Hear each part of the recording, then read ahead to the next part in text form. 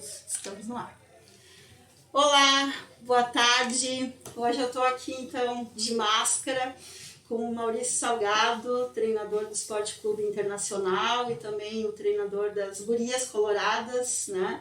Da seleção feminina de futebol universitário. A gente está aqui de máscara, né?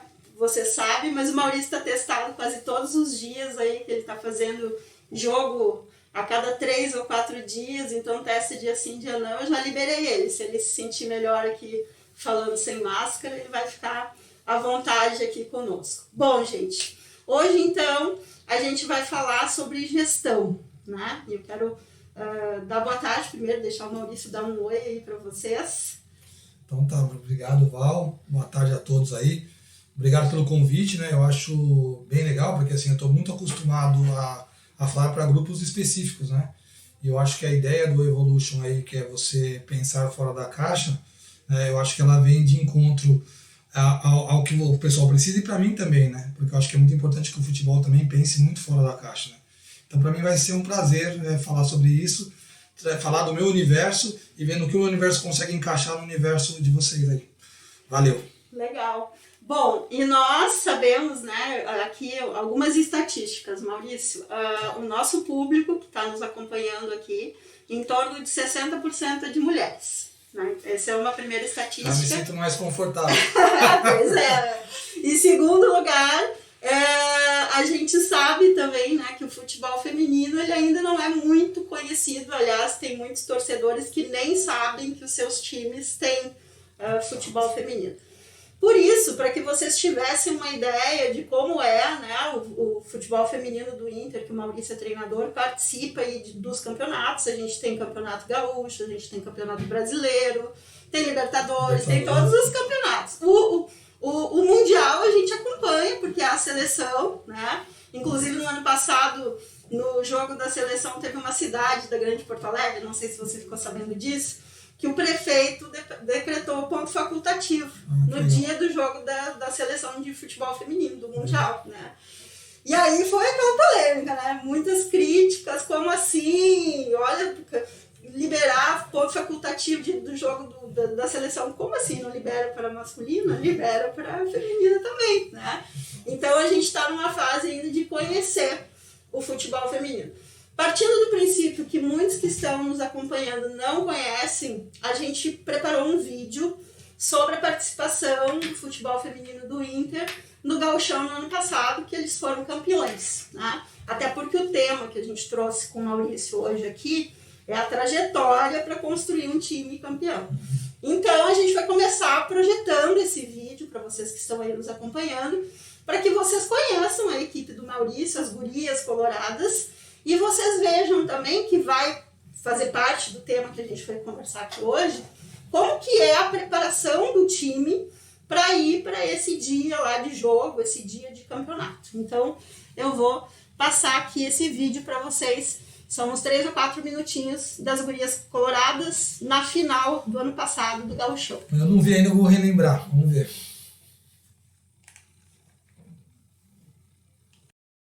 Juiz. Ó, lendo o livro, gente. Bora, Inter.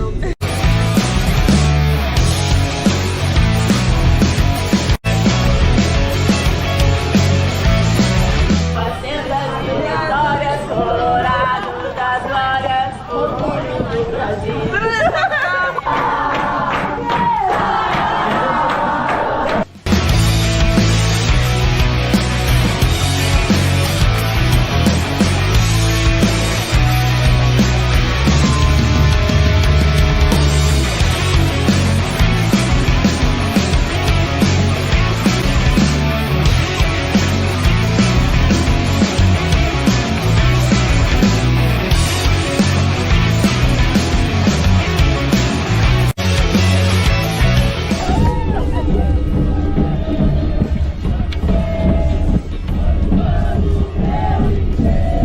Muito obrigado, torcida, por comparecer. Isso dá uma motivação a mais e pode deixar que a gente vai dar o nosso sangue até o final. Tamo junto!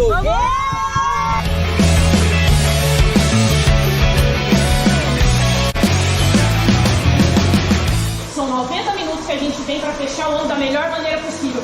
Coloca tudo que vocês tiverem. Tudo! tudo, porque cada uma sabe por que corre aqui. Cada uma sabe o quanto vale aquilo ali. Eu quero deixar o meu nome na história do clube. E eu tenho certeza que todos vocês também querem. Não tem ninguém que vai parar a gente aqui. A gente só vai sair dali com a vitória. Não interessa, custe o que custar, faça o que tenha que fazer, mas deixa tudo que vocês têm para deixar lá. Porque não tem amanhã, não tem. É hoje, é hoje.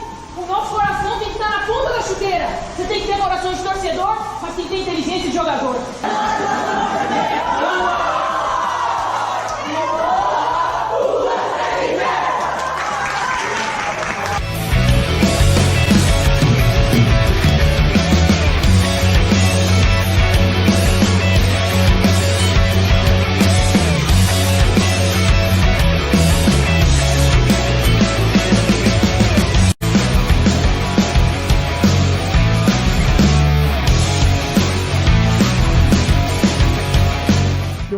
Olha, Naná, colocou na frente para Fábio Simões, saiu a goleira, Naná bateu, feito!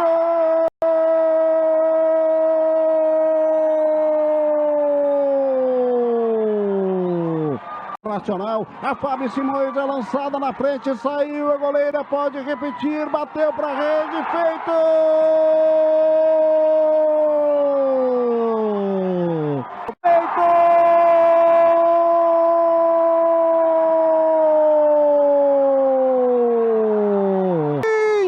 Nacional chega lá com o Jennifer, livre, leve, solta na cara do gol, cruzamento veio da direita, ela bateu de primeira, não deu para a goleira Lorena chegar. É tudo nosso!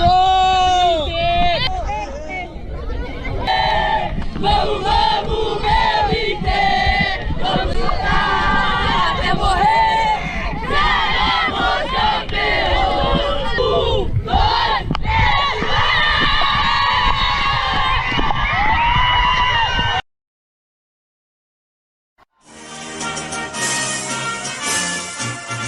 Apita árbitra! Campeão gaúcho de futebol feminino, o título está no seu devido lugar. O título é do Internacional. Quem mais investe, quem mais respeita, quem mais valoriza a modalidade merece comemorar no final do ano. Inter, campeão gaúcho de futebol feminino. Parabéns, gurias coloradas. Foi o hino que eu quero comemorar!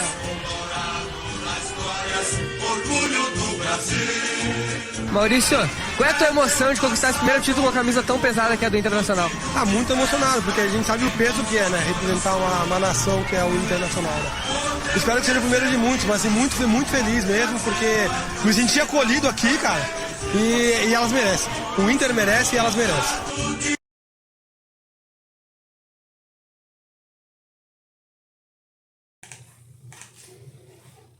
Muito legal, né, pessoal? E a gente que é torcedor aqui, que assiste de bastidores, a gente nem imagina a ciência que tem por trás de tudo isso, né? Planejamento, meta, equipe, que não é composta só do treinador, né? Tem todo um time de profissionais por trás desse processo. Então, como a gente recomenda muito para os nossos clientes, né, que eles façam benchmark, que eles vão atrás aí de outras oportunidades, de entender, pensar fora da caixa, ver como que funciona o processo aí, né, de construir times, de construir estratégias, né, e também se fala muito nos últimos tempos de pensar fora da caixa. Eu acho muito legal, por exemplo, a gente que faz consultoria, nós acabamos tendo aí contato com empresas de diversos segmentos. Eu brinco aqui que a gente já fez consultoria para a indústria de pipeta de inseminação de suíno e bolinho de chocolate. A gente sabe o valor de você ir lá e olhar em outra área, né? Como que aquela área funciona, como que é o processo, né? E a partir dali a gente estabelecer uma nova trajetória, novas ideias e levar para a nossa realidade. Então, a proposta com o Maurício aqui hoje é a gente entender como é que funciona o planejamento dele como gestor desse time, né? E o que a gente pode aprender com ele para trazer para a nossa realidade. No presencial, o Maurício ia fazer uma palestra, né, um modelo mais motivacional, enfim, a gente achou que adaptar para o modelo virtual era legal a gente estruturar um modelo de perguntas e respostas aqui, onde ele vai, então, compartilhar essa experiência com a gente. Então, Maurício, para começar, a gente olha o vídeo e vê que tem muitas meninas. O Maurício estava assistindo aqui comigo, relembrando e me comentando, né, que uma das meninas que aparece ali no vídeo tinha 18 anos e ele tem no time dele agora 5 meninas com 18 anos. Conta pra gente, como que é você, um homem, como que você foi parar lá no futebol feminino com essa meninada? Bom, vamos lá. Ó, eu vou pedir para tirar a máscara, porque senão eu vou sorrir aqui e vai embaçar meu óculos. Bom, eu vou ser breve em relação a meu currículo, por assim dizer, né, para que a gente tenha mais tempo de debater, acho que o que é mais pertinente para todo mundo aí, que é como a gente constrói uma equipe. Eu comecei, como quase todo mundo, acho que nesse meio do futebol, muito pelo prazer de jogar futebol e pela expectativa de me tornar um jogador. E aí, com o tempo, muito precocemente, eu tive algumas lesões e também, né, a questão da limitação técnica. Eu acabei saindo desse meio. E quando eu saí, eu não tinha uma perspectiva de trabalhar na área que não fosse jogando futebol. E aí eu me enveredei para outros caminhos, né? Fui buscar mais uma área de conhecimento acadêmico, me formei na Universidade de São Paulo, na USP, mas dentro de uma dinâmica de educação física, mas não voltado especificamente para o esporte. E nesse meio tempo, o que ocorreu foi que aquela história da vocação, né, acabei voltando. Nessa época eu desenvolvia um projeto, até como estagiário, eu estava estagiando, um projeto de recreação para a Prefeitura de São Paulo, e houve nessa época uma oportunidade que a Prefeitura ia montar a primeira escola de futebol feminino do país. Não havia antes escola de futebol feminino no país. E eles queriam um cara que tivesse um perfil, que tivesse jogado, que conhecesse o universo do futebol, porém que não estivesse diretamente ligado ao futebol masculino. E aí até eu brinco com o pessoal que eu falo que a minha primeira experiência nessa área mesmo de técnico, né, pro lado de cá do campo, ela foi uma experiência já com o feminino. E aí o pessoal achou que eu tinha esse perfil, que conversaram comigo se eu aceitava o desafio de montar a primeira escolinha. Eu nunca tinha dado aula, né, então tinha uma dificuldade, acho que os ouvintes vão perceber aí que eu falo rápido, né? E aí eu nunca tinha feito isso, nunca tinha dado aula, mas achei um desafio legal e achei que era uma forma também de resgatar um pouco do que eu sempre gostei, que era o futebol. Acabei indo, foi um sucesso a escolinha, a gente era uma escola de futebol e acabou fazendo preliminares da seleção brasileira principal, disputando um torneio internacional como escolinha, um torneio com clubes, e a gente foi campeão.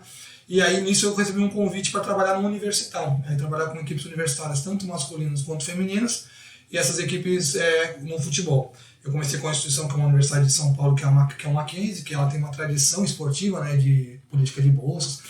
E aí eu comecei num curso específico, né, que era o curso de arquitetura, e a partir daí eu comecei a treinar a seleção Mackenzie, né, tanto masculino quanto feminino. E a partir daí, pelos resultados que foram vindo também, eu recebi um convite para ingressar na seleção brasileira universitária. E ingressar na seleção brasileira universitária, eu ingressei na comissão técnica. A gente foi para o Mundial Universitário, para o Olimpíada Universitária, e o Brasil sagrou-se campeão. A partir daí eu não deixei mais de ser, né, em algumas unidades, na maioria das vezes, técnico da seleção brasileira, em algumas situações coordenador técnico. Então eu ficava na supervisão geral do trabalho da seleção. E estou são 8 universidades, ou seja, 8 mundiais que eu participo. A gente teve a felicidade de ser bicampeão mundial, 3 vezes medalha de bronze, né? O Brasil, acho que é uma das coisas que é legal a gente exaltar, que o Brasil é primeiro no ranking universitário de futebol feminino, né? Então nós somos os líderes. E isso foi uma porta de entrada para o futebol profissional. Eu tive alguns trabalhos, né? Aí eu fui convidado para trabalhar no futebol profissional, passei por equipes como tradicionais aí do futebol, isso tudo no feminino, como Corinthians, treinei o Palmeiras, treinei uma equipe que não é tão famosa aqui, mas foi muito grande no feminino, que é o São Caetano. Tive incursões pelo futebol de Pernambuco, aí no masculino e no feminino. E minha última equipe tinha sido o Audax, e aí foi quando eu recebi o convite para vir para o Internacional, que é um projeto que já é o 2º ano de projeto no Internacional. Aliás, paralelo a isso, né, eu busquei uma formação de curso FIFA, curso CBF, né, e tive algumas incursões, né, como eu vinha muito egresso de futsal, eu tinha praticado futsal enquanto eu jogava futebol, eu tive algumas incursões no futsal masculino. Então eu tive incursão como técnico da seleção chilena de futsal, e trabalhei um tempinho no Catar, que foi que me deu uma bagagem também internacional. basicamente, né, assim, esse é todo o histórico para falar que o trabalho que eu desenvolvo hoje eu sou técnico do profissional feminino do Internacional e eu dou uma assessoria para as categorias de base femininas do Internacional. Legal. E quando você veio para o Internacional, como que foi essa proposta? O que você acha que fez o Inter te contratar? Eu acho que assim, quando o processo, né, assim, há um interesse, né, e é feito um processo de seleção. Em alguns lugares, quando você já tem um certo nome, tá, o processo de seleção é mais acelerado, as pessoas te ligam. Mas quando eu fui convidado para o Inter, eu acho que o que me atraiu no Inter, e também foi recíproco, o que me atraiu foi o projeto do Inter, né? Quando a gente fez as reuniões para ver se a gente fechava, nessa época eu estava em um outro clube, né, a minha visão era muito de você consolidar um trabalho, né, então você consolidar um projeto. Obviamente consolidar passa por você também vencer, né, porque isso te dá sustentação. Mas a ideia era que assim, a gente transformar, né, e isso já vinha num processo, não fui eu que cheguei e comecei o processo, mas o Inter já vinha num processo de consolidação com uma das equipes mais fortes do futebol feminino. E nisso tinha um projeto maior, que o carro-chefe era o futebol profissional, mas ele englobava a questão da criação de categorias sub-14, sub-16, sub-18, uma estruturação toda de planejamento para que isso sustentasse o Internacional posicionado como uma equipe de ponta no futebol feminino. Não por um ano, né, mas como consolidação disso. E eu acho que isso atraiu muito, quando eu explanei qual que era a minha visão de projeto, isso atraiu muito o perfil que o Inter buscava. Então foi um casamento em relação a isso. Legal. Bom, a gente, quando olha lá na beira do campo, vê o treinador, né? O técnico lá. Mas você tem uma equipe. Como que são os bastidores?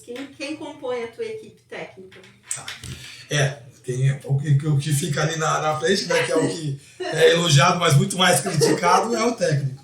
Mas é uma estrutura muito grande. Eu acho que talvez isso possa ser linkado com o trabalho que o pessoal desenvolve, porque o que acontece? Você tem uma estrutura que está hierarquicamente abaixo de você, mas ela tem que ter uma noção de um trabalho conjunto, que ela tem uma hierarquia de trabalho, mas na verdade no trabalho somos todos iguais, né? Cada um dentro dos aspectos do que tem que desenvolver, e eu acabo funcionando muito mais como um gestor disso do que propriamente como o chefe dessa comissão. E existe uma hierarquia acima, que também é uma situação de você gerir, porque você também tem que ter debates com eles em relação a isso, e por mais que eles tenham essa hierarquia acima, também tem a sua opinião sendo implantada nisso, por exemplo, como captação de atleta, a escolha de o que nós vamos fazer, quem vai contratar.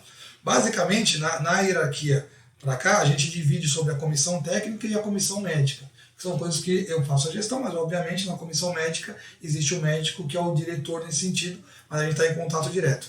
Então, na comissão técnica, a gente tem, fora eu que sou o técnico, você tem o auxiliar técnico, né, tem o preparador físico, auxiliar de preparação física, preparador de goleiras, fisioterapeuta, massagista e médico. Nessa comissão médica que a gente coloca, a gente transita o médico para lá também, então você tem médico, fisioterapeuta também que transita e nutricionista. Então, se a gente for fazer uma escala eu estou falando do universo feminino, o universo masculino você tem mais, esqueci de um importantíssimo, que é o analista de desempenho, que é uma profissão nova, hoje tem muitos cursos para isso, e ela eu acho que seria aí, se a gente fosse fazer um comparativo com o pessoal de vendas, seriam as pessoas que analisam, encaram os dados, analisam os dados e nos trazem os dados específicos, os que realmente interessam, os que são pertinentes. Então, é um contato direto com o técnico. Então, se a gente for elencar por número, a gente tem numa escala hierárquica de comissão técnica, a gente tem 8 pessoas na comissão que compõem a comissão técnica, 3 pessoas que compõem a comissão médica. E numa hierarquia acima, você tem o gerente de futebol, que é a pessoa que tem um envolvimento mais técnico da coisa. Você tem o supervisor, que seria a situação mais administrativa, então a questão de organização, por exemplo, de casa de atleta, de estrutura de viagem, logística de viagem, né? Tem o gerente, que é o que cuida da parte contratual, e você tem o diretor de futebol. Todos esses subordinados à presidência e vice-presidência, mas quem está diretamente ligado no trabalho são essas pessoas. Ou seja, bastante gente para você até gerenciar. Fazer a gestão. Exato. E uma coisa legal agora que a gente já pode ir guardando aí, que o Maurício falou aqui, né? Gestão, né? Chefe ou gestor, né? Isso é bem relevante. Agora vamos para uma vida mais parecida aqui com a nossa. Treinador tem meta? Muitas. Eu acho que essa é uma situação bem importante para ser debatida, porque O futebol é um esporte que ele envolve um todo, né? Então, assim, muita gente que assiste, e obviamente tem que assistir pensando nisso, o imediato, né? Quando você liga uma TV ou quando você vai até um estádio, você quer a satisfação imediata ali, de ver o seu time jogando bem, ganhando, né? Ou até o seu time jogando mal e você tendo o poder de exercer a crítica, né? Mas, assim, tem muita coisa que envolve, e acho que como qualquer área, se você não tiver um bom planejamento, né, e está bem claro quais são suas metas, você se perde no processo. Então, como é que a gente... E aí eu acho que seja pertinente a gente colocar como é que se estrutura, né? E aí foi como a gente estrutura no Inter, mas como eu estruturo em algumas outras equipes, né? Quando você chega num clube, a primeira coisa que é importante que você analise, e eu acho que isso dá para fazer um comparativo com a empresa, é qual o perfil da empresa, qual o perfil do clube. Né? Então, acho que isso é o primeiro ponto para que você tenha sucesso, que é fundamental. Como que a gente exemplifica isso? Vamos pegar que seja uma equipe que ela tem, por tradição, ser uma equipe técnica, né? que os jogos que tem tradicionalmente, jogos que são plasticamente bonitos, que é a equipe que busca o jogo o tempo todo. Ou vou dar um outro exemplo, que seja uma equipe que tem por tradição ser uma equipe muito aguerrida, né? Então, acho que o primeiro ponto é você saber isso, porque você consegue saber o que você vai vender. Né? O produto que você vai vender. Você fala, pô, a partir daí, eu sei o que o torcedor, né, consumidor, eu sei o que ele quer. Né? Ele quer que se entregue isso. Então esse acho que é o primeiro ponto, é você entender. A partir daí, não é que você vai mudar, né, como você é. Então fala assim, então porque assim, o perfil é aguerrido, então tem que ser só aguerrido, não tem que ter técnica. Você tem que, obviamente você tem que colocar isso, mas você tem uma linha mestra. Então, a partir daí que você estabeleceu isso, você vai estabelecer qual modelo que você vai adotar de jogo.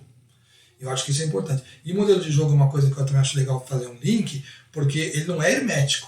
Você tem um modelo de jogo, seria o seu modelo de jogo que é mais conceitual. Então, como você gosta que seus times sejam propositivos, que você queira roubar muito a bola no primeiro terço do campo, e aí você vai estabelecer as estratégias para que você faça isso. Agora, não impede que no decorrer do processo você tenha adaptações. Então, nós vamos jogar, por exemplo, dar um exemplo, vamos jogar contra uma equipe que tem muita qualidade para fazer essa saída. Vamos ter dificuldades de encaixar esse tipo. Então, a gente continua tendo um modelo agressivo, porém em linhas mais baixas. Então, você está adaptando, né, a situação. Então, a partir daí, você estabeleceu um modelo de jogo. Estabelecer um modelo de jogo já fica mais fácil para você, aí sim, você fazer uma composição de equipe.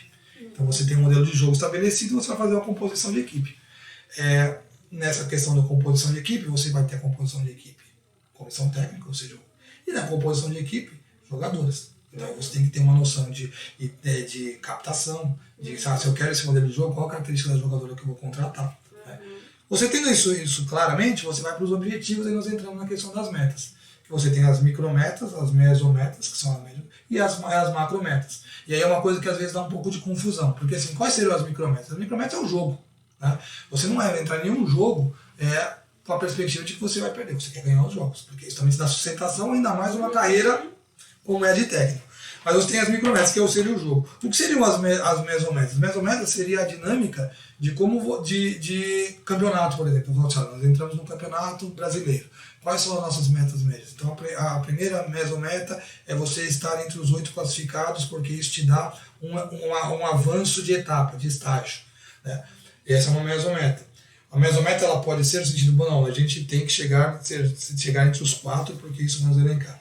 Uma mesometa, assim, nós temos que, ao final da temporada, elencar pelo menos 5 a 6 atletas que vêm da base. Esse é um jeito de você, porque você tem, objetivo. Você tem que, e tem as macrometas. As macrometas elas podem ser o campeonato. Então você fala, a minha dinâmica de macrometa é ganhar o campeonato. Mas elas podem ser mais amplas ainda, que é o caso internacional. Nossas macrometas são estabelecer o Internacional como uma das equipes de ponta no futebol brasileiro. E aí, então, o campeonato ele passa a ser uma mesometa, porque não é só ser campeão. Porque campeonato é uma coisa que depende de uma série de variáveis que às vezes vem, às vezes não vem. Então, se elas vêm e você pode ter a falsa impressão de que está tudo certo ali, fomos campeões, você pode ser campeão um ano e nunca mais. Isso pode acontecer, acontece com equipes. Ou o contrário também, o campeonato não vem e você fica com a impressão de que não houve, né, que não atingiu o sucesso. Então o campeonato ele entra como uma das mesometas, mas não é só o campeonato, é estabelecer uma estrutura de uma coisa que é muito importante, que você tenha uma metodologia de trabalho que paute desde base até o profissional. Então, por exemplo, chegou um outro profissional, ele tem uma metodologia ali, ele vai inserir o que é pessoal dele, porque ele foi contratado, que aí é o talento dele para fazer, mas ele está dentro de uma metodologia já aplicável. Então, esses são os objetivos. Esse a gente considera como macrometa. E essa pode ser anual, né? Pode ser que é de temporada, ou ela pode ser a médio e longo prazo, que é 2, 3, 4 anos. Ou seja, a gente estabelece que algumas equipes fizeram isso, a gente tem equipes masculinas que fazem isso, em 5 anos seremos conhecidos mundialmente e campeões mundiais. A gente estabelece isso. E aí qual que é o outro processo? A partir daí entra o que toda empresa precisa. Né? Tudo isso está estabelecido, nós temos que ver a realidade orçamentária. Se isso cabe dentro do orçamento, e se não cabe, como nós vamos tentar fazer situações para que em algum momento caibam, e em quanto tempo nós vamos demorar. Se você tem, obviamente, tem um orçamento maior, esse tempo ele tende a diminuir. Né? E por fim, é uma questão de avaliação constante. Porque você tem um objetivo ali, mas os caminhos eles vão mudando. Né? A pandemia mostra isso. Você tem uma coisa planejada, a pandemia acho que foi a coisa que mais mostrou isso. E aí você tem que fazer avaliação constante para você ver se você está na rota ou se você tem que fazer algumas alterações de rota. Eu acho que esse talvez seja um ponto fundamental e acho que esse encaixe muito, né, no público que está escutando aí. Porque você tem ali, você sabe que aquilo até é correto, mas talvez a metodologia que não está acontecendo ou fatores externos influenciaram. E aí você tem que mudar isso. Perfeito. E é a partir daí, então, que você tem as suas metas estabelecidas, que você monta o teu time. Como que é o processo agora de montar o time para atender esses objetivos? Quando você chega numa equipe, o primeiro é tudo isso que eu te falei. Aí nós vamos para a questão, né, que é o que para o público e exatamente também para as pessoas que te contratam interessa, que é o time que vai dar aquela atuação em campo. Aí passa pela constituição de comissão, mas aí vai muito de você ter já fazer uma análise de quem já estava, ou se você vai trazer alguém para compor o seu grupo. E quando a gente chega nas jogadoras, aí entra muito essa questão de o elenco já tem, então e aí entender como funciona aquela empresa. Né? Não adianta, por exemplo, você chegar numa equipe de pequeno porte e falar assim, olha, vai dar certo se eu trouxer a Marta. Mas não é uma realidade você trazer a Marta. Então, qual que é o que você pode fazer? Posso tentar trazer jogadores com características da Marta. Obviamente que não será a Marta. Mas desde que eu tenha uma boa captação, eu posso tentar vislumbrar isso. Mas, basicamente, como é que você compõe o elenco? Você compõe o elenco dentro do modelo que você quer adotar, dentro do orçamento, e aí é fundamental você ter uma noção clara de qual é o orçamento, porque você sabe de que forma você vai elencar isso daí. E aí é uma questão de debate e escolhas. Né? Então, assim, debate com a comissão, é lei de mercado, então existe algumas oportunidades. Então, assim, eu acho que essa é uma coisa que também dá para linkar muito com o trabalho de vendas. Você tem que estar muito atento ao mercado. Você não pode se fechar na sua bolha e achar assim, meu time é bom, ou eu só faço meu trabalho técnico no campo, eu consigo fazer um bom trabalho tático, eu tenho boas visões, eu fiz bons cursos, eu tenho uma boa empatia com o meu grupo. Se você não estiver atento ao que acontece no mercado, você dificilmente conseguirá ter sucesso com boas equipes. Então, basicamente, a formação de um elenco, ela passa por uma questão orçamentária, passa por obviamente, pelo objetivo, então, que nós queremos construir, né? E passa por uma boa captação de atletas. E dentro disso que você falou, de olhar para o mercado, acontece de ir lá e roubar um talento de um player. Essa é uma questão que eu acho que talvez tenha muito a ver também com o todo, né? Com o macro e com o universo de vendas também. Sim. O que eu pauto muito, Val, é que assim, as coisas são válidas dentro das regras do jogo. E isso vale para o jogo também quando a gente joga. Né? A gente fala assim de, tá certo ou não cometer uma falta. Desde que ela esteja na regra do jogo e ela tenha claro qual é a punição dessa falta, a gente chama de falta tática. Certo? Dentro da regra do jogo. Tá errado eu agir de forma desonesta nesse sentido, eu agir de forma maldosa, de ir lá e machucar um atleta. Isso vai fazer um link com a questão do mercado. Né? É do jogo você buscar talentos no adversário. É do jogo. Né? Desde que isso seja muito claro, seja num momento propício. Né? Assim, por exemplo, não pode acontecer um jogo ali, a gente até ontem teve uma experiência de jogar o Grenal, né? Que é uma experiência... Ganhamos, né? O feminino ganhou. Vamos falar de ontem, não de anteontem. Vamos falar de ontem, não de anteontem. Mas o que acontece? Ali não é um momento propício. Porque ali é uma questão de respeito, né, ao adversário e o adversário respeita você, porque o foco é totalmente outro. Há uma questão sobre pessoas que a pessoa fala, mas está sobre contrato. Desde que esteja muito claro o que é a dinâmica de contrato, a pessoa pode sair e ir para outro lugar. Eu acho que o que envolve a questão primeiro, é possível e é válido, faz parte do jogo você fazer essas trocas e também você ir no adversário, como o adversário vir em você, vai essa troca. Desde que seja transparente, acho que é fundamental que seja transparente, desde que seja dentro das regras do jogo, o que é permitido dentro das regras do jogo, né? E desde que esteja nos momentos propícios. Então acho que é totalmente válido. Legal. Muito bem. E você já falou a importância, né, da questão do orçamento, enfim. E no futebol a gente tem uma realidade que são as diferenças salariais entre jogadores, né? Como é que administra isso aí? Essa é uma questão que é legal de ser abordada, porque é uma questão que eu também acho que ela é o micro do futebol para explicar o macro do que a gente vive hoje de qualquer tipo de universo competitivo. Né? É complexo, né? Porque você tem diferente, isso talvez não possa acontecer em outros ambientes, mas eu acho que também é muito como você se posiciona e aquilo que a gente falou antes. É muito do perfil do clube que te contrata, né? E de quem você contrata. Como é que a gente configura isso? Primeiro, já respondendo a questão da responsabilidade, eu acho que quando você tem uma situação de assumir alguns postos, você assume os bônus e assume os ônus. Né? Então, obviamente, o ônus de resultados, o ônus, por mais que a gente saiba que a gente acabou de falar sobre isso, que é todo um conjunto, né? E é toda uma série de pessoas trabalhando, o ônus maior tem que ser seu, porque eu acho que isso é o que se espera de um líder. Né? O que se espera de um líder é evidente que você assume essas responsabilidades. Posto isso, as escolhas são minhas nesse sentido. Agora, evidentemente, há uma situação, e eu acho que isso também faz parte da boa gestão, de você escutar a todos e de a opinião de vários terem peso em maior ou menor escala. Né? Uma coisa que eu deixo bem claro para os clubes. As atletas, elas são contratadas do clube. Então, a minha opinião, ela pesa muito, né? No sentido de, por exemplo, vamos fazer uma reunião de captação de elenco. Eu faço a reunião e dou minha opinião. Quem contrata é o clube. E a partir do momento que o clube contrata, a minha função é tentar fazer com que aquele pessoal contratado dê o melhor possível. Quem decide se aquele pessoal joga ou não, isso sou eu. E aí, assumindo o ônus desse tipo de escolha. Agora, isso é uma coisa de deixar bem claro que seja aqui, porque eu vejo muito falar assim, o treinador que contratou. Eu deixo bem claro que assim, o clube contratou, porque assim, quem tem todo também o ônus quando as coisas não devem ser em relação salarial, é o clube. Né? Portanto, diretores de futebol, né, gerentes de futebol, se parte do pressuposto que eles estão lá porque eles entendem o que eles estão fazendo, né, porque eles também têm, né, uma convivência, uma vivência da área esportiva, a gente faz reuniões constantes. E a opinião deles é muito pesada. Né? Como é muito pesada a opinião da minha comissão técnica. O meu auxiliar tem um peso muito grande, inclusive é o que te dá o norte de críticas, né, porque às vezes está envolvido com uma coisa só e você precisa ter uma visão mais ampla.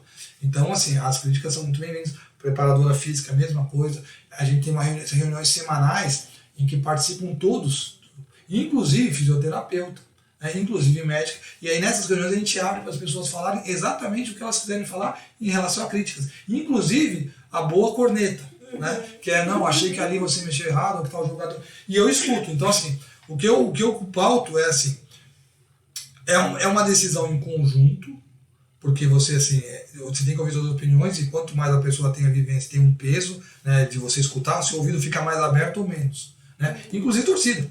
A gente escuta torcida. Agora, obviamente que vai diminuindo o grau de você escutar na medida que diminui a confiança que você tem na qualidade do que a pessoa está falando.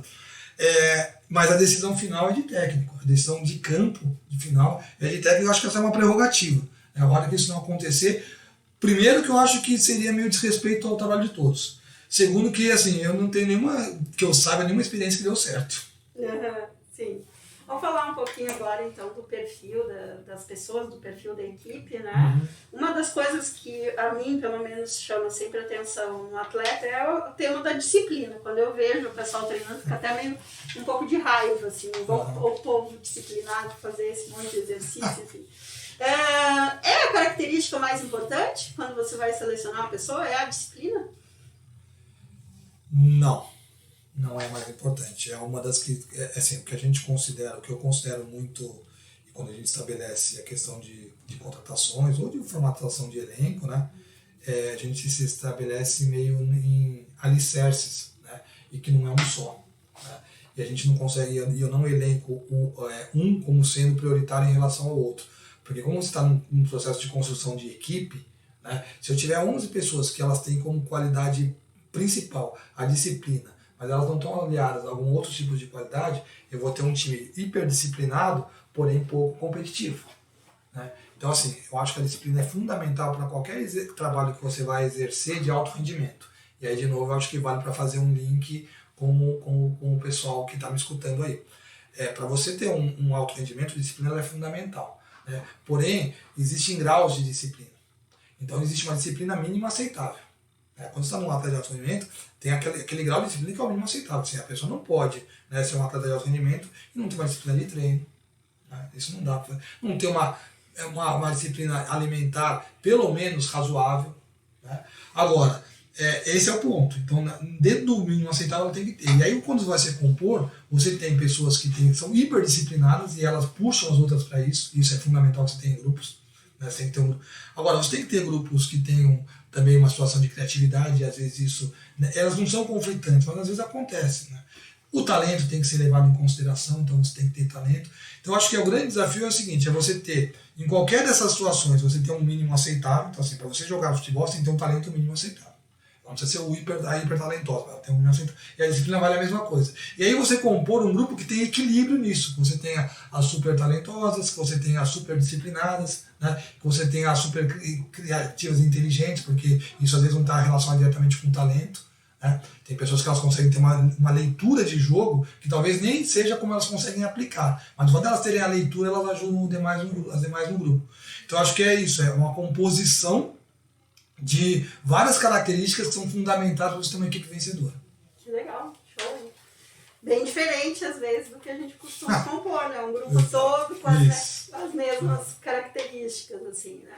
E aí tem o oposto, né? Você tem uma pessoa que é boa, né? Boa jogadora, talentosa, faz gol ou defende bem, né? Pra gente não achar que no jogo só tem importância quem faz gol. E só que a pessoa não é disciplinada. E daí? Acho que talvez esse seja um dos temas, assim, dentro do universo específico de futebol, né, técnico, talvez seja um dos temas mais polêmicos, porque a gente escuta muito, né, era bom a época em que os caras eram, né, eu contando pro universo do masculino, que é o pessoal tá mais acostumado, que os caras, iam pra lá e pra cá, mas eram talentosos, hoje todo mundo faz tudo certinho, mas ninguém joga nada, né, eu vou linkar um pouco o que eu falei antes. O que eu acho, assim, a primeira coisa que um grupo tem que entender é que somos diferentes com objetivos iguais, né? E que temos uma dinâmica que, em várias situações, tem que ser seguida por todos. O que não necessariamente implica dizer que tenha que ser por exemplo, você entrou num serviço militar. Ali as regras são muito claras, tem que fazer tudo. Então, assim, parte muito de você entender que existem diferenças mesmo nas pessoas que estão fazendo. Porque são personalidades diferentes. E a personalidade ela tem que aparecer no jogo também. Quando eu falo isso, as pessoas às vezes acham que não, você está falando, então pode ter o super talentoso, ele pode fazer tudo. Não, ele não pode fazer tudo. Até porque ele vai precisar ganhar a confiança do seu próprio grupo. Agora, o seu próprio grupo tem que entender também que existem personalidades diferentes. Então é sempre uma balança. Né? O futebol, eu falo muito para elas, e isso talvez explique também o micro para explicar o macro, uma balança de, assim, quando você começa a pesar para baixo para a instituição que você está, não serve mais. Então você tem que buscar essa balança para cima. Às vezes você não tem uma super disciplina, então você é uma pessoa que tem problema com a balança, né? Não está sempre ali, né, nos 10 mais fisicamente, porém você tem um talento que supre e agrega na equipe mais do que isso. Você tem que ter uma dimensão de que você não pode exagerar, porque isso tem uma hora que a balança vai pesar para baixo. Né? E o seu grupo tem que ter um entendimento de que cada um tem seu histórico.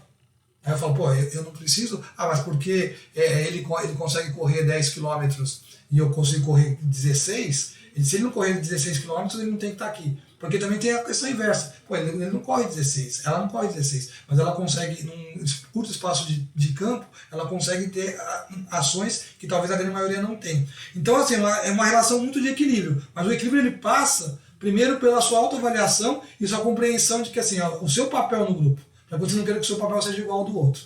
Eu acho que basicamente é isso. Legal. Falar um pouquinho de feedback. A gente vê bastante foto sua lá no campo, com a turma, né? Mas você também faz feedback individual? Como isso funciona? Muito. Eu acho que... Eu tô mais acostumado a estar no campo. Aqui eu tô meio desconfortável. Tô bem tranquilo, pessoal. Eu acho que talvez esse seja uma das situações em que a gente também, para linkar o que a gente falou antes, seja como você constrói uma situação de liderança. Né? O primeiro ponto, acho que é o ponto fundamental de liderança, significa autocrítica baseada no feedback. E a autocrítica, e eu passo muito isso para elas, ela não pode jogar para baixo. Né? O fato de eu errar não me faz sentir menor, porque eu tenho autoconfiança no que eu estou fazendo, porque eu busquei isso. Então o errar, ele me norteia, porque senão eu vou começar a achar que eu acerto tudo, que os outros erram. Né? Aconteceu porque eu falei o certo, os outros tiveram a ação errada. E aí, primeiro, que você não melhora.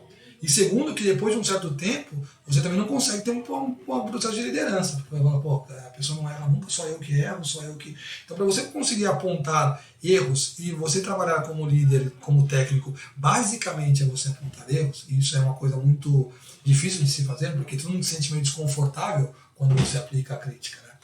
Acho que o primeiro ponto é você ter a sua autocrítica, e eu falo isso para elas constantemente. A pessoa que mais se cobra com jogos sou eu. Porque o dia que não for eu, não dá pra fazer. Então, a primeira coisa que eu penso quando a gente tem qualquer tipo de ação é assim, o que eu poderia ter melhorado? Né? Ou no discurso, ou na prática do que a gente trabalhou, né? Ou na questão da dinâmica das trocas. Né? E eu acho que isso talvez gere uma dinâmica de confiança para o grupo, porque você se coloca nesse aspecto como igual a elas. Né? Nós somos passíveis de erro, nós estamos aqui para identificar nossos erros, obviamente dentro do processo de local e momento exato, então é aquela questão da hierarquia, pô, se a gente está no jogo ali e eu falo para fazer tal ação, tem que fazer a ação. E depois nós vamos analisar se a ação foi correta ou não. É livre para que elas também, dentro dos fóruns adequados, que elas discutam, falam, olha, eu não concordei com tal dinâmica, ou por que aquilo aconteceu, e aí eu tenho a obrigação de dar o argumento. Um exemplo claro é quando você faz convocação, são 29 atletas. Hoje no elenco, você convoca em geral 22 para jogo. Ou seja, todo jogo, 7 jogadoras que estavam jogando, treinando, trabalhando, elas ficam fora do que seria a dinâmica mais importante. E aí, o que acontece? Você tem que fazer isso com um argumento. E você tem toda a liberdade, e elas têm liberdade dentro dos fóruns específicos, momentos de reunião, para contra-argumentar. Se o argumento for válido, você até repensa. Então eu acho que assim, o feedback constante, se eu tenho um discurso, né, que o feedback é o que nos faz melhor para a minha equipe, né, a questão de autoanálise e avaliação, eu tenho que ser um exemplo para fazer isso. Né? Então eu tenho que primeiro partir de mim a questão dos feedbacks. Eu acho que esse é um processo de construção. Ainda mais num tipo de profissão, e eu acho que também faz um link muito bom com vocês, que é uma profissão que ela é muito dinâmica, ela muda muito. Né? Então, na hora que você achar que você está pronto, que está tudo certo, que as coisas estão andando, alguém vai passar você para trás. Isso é fato. Né?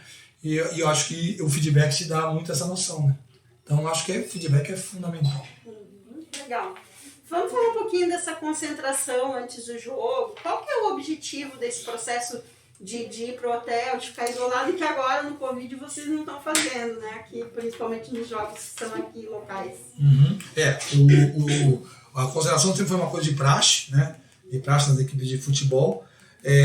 Agora, com o advento da pandemia, mudou uma série de regras, né? Você tem uma série de protocolos a serem seguidos, e as concentrações em dia de jogo em casa, né? Nos nossos jogos em casa, a gente não tem feito, né? O masculino também não vinha fazendo, esse último foi um caso atípico, né? Que acabaram fazendo por toda a dimensão que estava ocorrendo. Né? A concentração, assim, ela tem o argumento oficial e tem o argumento, né, que a gente traz para o nosso universo aqui do futebol, que acontece bastante, cada vez menos, enfatizar, né, mas acontece bastante. Qual que seria o objetivo da concentração? A concentração seria a palavra já diz, mas seria você conseguir no pré-jogo, um dia antes, um ambiente onde você conseguisse controlar mais. Ou seja, onde todas fizessem as refeições no mesmo horário, onde o tipo de atividade extra-campo fosse igual, fosse pautado no mesmo horário também, onde você tivesse um controle melhor para algum tipo de tratamento específico que devesse haver, onde você conseguisse fazer a questão das reuniões, né, e as preleções, as situações todas próximas ali, e que você tivesse ali totalmente focado para o universo do jogo. Por quê? Porque é uma situação de desconcentração, e aí há um debate sobre isso, que vamos dizer que eu chego em casa. Aí eu chego em casa, né, meu gato está meio, né, tava dando uma tossida diferente, o gato. Isso vai me gerar um certo tipo de preocupação. Né? E se eu não tiver treinado para que eu consiga filtrar isso, não deixar que o pensamento intruso venha, tal, isso pode me atrapalhar. Né? Então, a dinâmica de concentração basicamente vai ser isso. Há uma contrapartida de argumentação que acontece muito na Europa. Na Europa, poucos times concentram quando jogam em casa, eles fazem a concentração a partir de, por exemplo, os horários da manhã. Chegam às 11 horas, todo mundo junto, almoçam, que é o que nós temos feito agora com o Internacional nos jogos em casa. A contrapartida disso é exatamente isso, que você, quando você está no seu ambiente familiar, isso talvez te dê um relaxamento bom. Porque você está ali, você conversa com as pessoas que estão no seu entorno, que efetivamente torcem para você de verdade. Então também é uma contrapartida de debate sobre a questão da necessidade ou não da concentração. Então essa seria o objetivo claro da concentração. Existe uma coisa que se criou aqui no Brasil, né, obviamente que se criou porque acontecia, né, que é a situação de a concentração ser meio um vigiar. Né? Porque as pessoas tinham pouca, né, muitos jogadores, jogadoras muito menos, acho que elas já vêm hoje num ambiente mais até por toda a dificuldade que tiveram de tentar se postar mais como profissionais, mas acontecia muito do jogador, né, não ter uma noção profissional, então o cara chegar às 4 da manhã, isso não vai entrar no método que ele faz ou não, mas um dia pré-jogo. E obviamente isso fisiologicamente é um assassinato para o jogo ali. Né? A noção do cara não, né, chegar, vai pré-jogo e comer 3 pizzas de noite, porque me deu ansiedade, eu vou comer. Então ele funcionava como esse tipo de controle.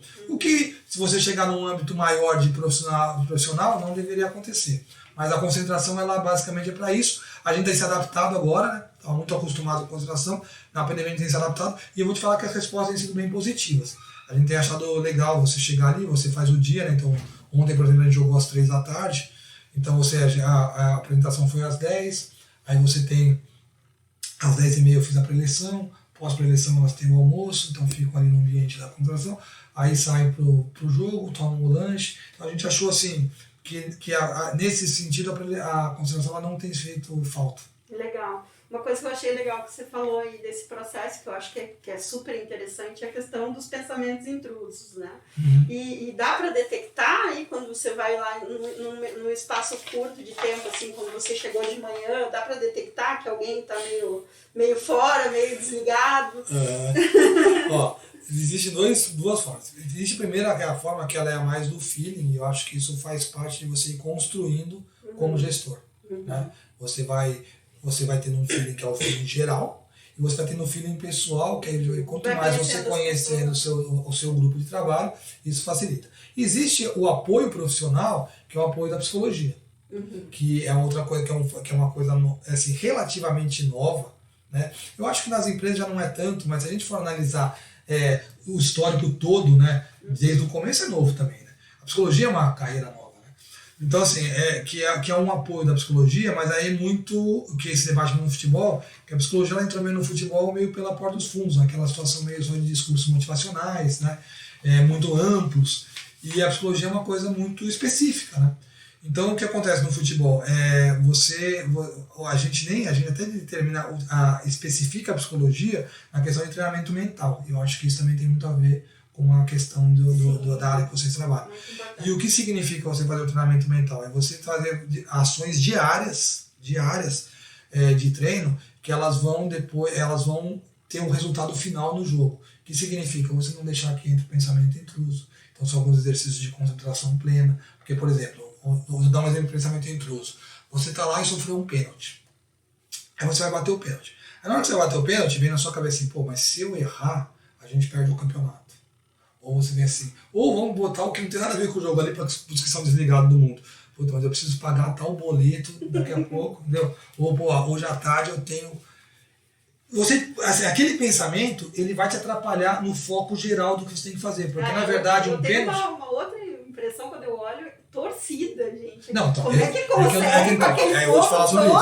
Aí eu não entrei nesse aspecto. Eu estou entrando no aspecto mais light. Mas o que acontece? Aí você vai bater. Esse tipo de situação, porque se a gente for ver em última instância, o pênalti é um chute a gol. Basicamente é um chute a gol. Você treina, faz a repetição, faz a leitura do momento, e aí você põe o outro agravante, que é a questão da torcida, que aí é o maior dos pensamentos intrusos. Né? Então, como você treina isso? Obviamente que existe hoje um monte de... Veio muito do esporte individual, né? Os atletas de Fórmula 1, por exemplo, eles fazem isso há anos. Né? Mas você tem alguns tipos de ferramentas que fazem você ter uma concentração plena. E aí não é meditação, porque a meditação te deixa zen. Né? É uma questão de você conseguir afastar os pensamentos intrusos e ter um foco muito absoluto. Tem gente que tem isso nato. Por isso que a gente busca atrás, quando a gente falou de talento, Existem atletas que o mundo está caindo na cabeça ali e a pessoa está tranquilo para jogar. Só que isso é treinado também, então dá para você treinar. Inclusive para as comissões, porque senão a gente olha só o atleta. Então quando a gente faz essa questão que você falou de concentração, de avaliação, a gente faz, tem alguns questionários que a gente faz anteriormente, tem alguns testes de decisão tática. A decisão tática é o plano cognitivo, então tem um testes bem legal. Naquele momento você passaria a bola, faria isso, chutaria, e você também consegue analisar. E tem a avaliação diária, que é exatamente o feeling de você chegar, né? E aí isso não é composto só por mim, é composto pela comissão, porque existem afinidades de comissão. Então, às vezes, por exemplo, a fisioterapeuta, ela tem um outro tipo de relação com as atletas do que eu. Eu vou jogar, daqui a pouco eu vou entrar junto com ela ali e nós vamos ter que encarar junto a outra coisa. O grande desafio do futebol, eu acho que é o grande desafio de qualquer tipo de profissão, e a gente reforça muito isso para elas, é a motivação diária. E aí eu uso a motivação diária de motivação final. Porque, por exemplo, ontem quando a gente teve o jogo, e aí eu sei que o lado de lá, como qualquer outro lado, também faz vídeos motivacionais, também, né, vai buscar elementos, por exemplo, de às vezes uma crítica que foi feita contra a sua equipe para você mostrar, falar, estão falando aí que vocês não servem, ou vocês não foram convocadas, assim, nós vamos jogar agora contra o pessoal que foi convocado, nós vamos mostrar para eles que nós somos melhor do que ela. Então eu sei que o pessoal de lá também faz, mas o que eu falo para elas, eu falo, pessoal, nesses tipos de jogos, como são esses livros, a motivação já é intrínseca. E sabe onde vocês têm que buscar motivação? Que eu acho que é o que a gente pode pautar para o dia a dia de trabalho, né? Motivado é quem acorda 7 da manhã e vai trabalhar debaixo de chuva, e vai escutar as encheções de saco do técnico, né? E vai conviver com algumas injustiças que são inerentes ao processo. Às vezes, pô, treinei pra caramba e os caras acabaram nem me vendo. Ou, né, é quem tem uma lesão e tá voando, aconteceu isso com a gente recentemente, a jogadora ia sair jogando agora Grenal, imagina a ansiedade dela, que até vem do sul mesmo, e aí ela, pré-véspera de jogo, ela teve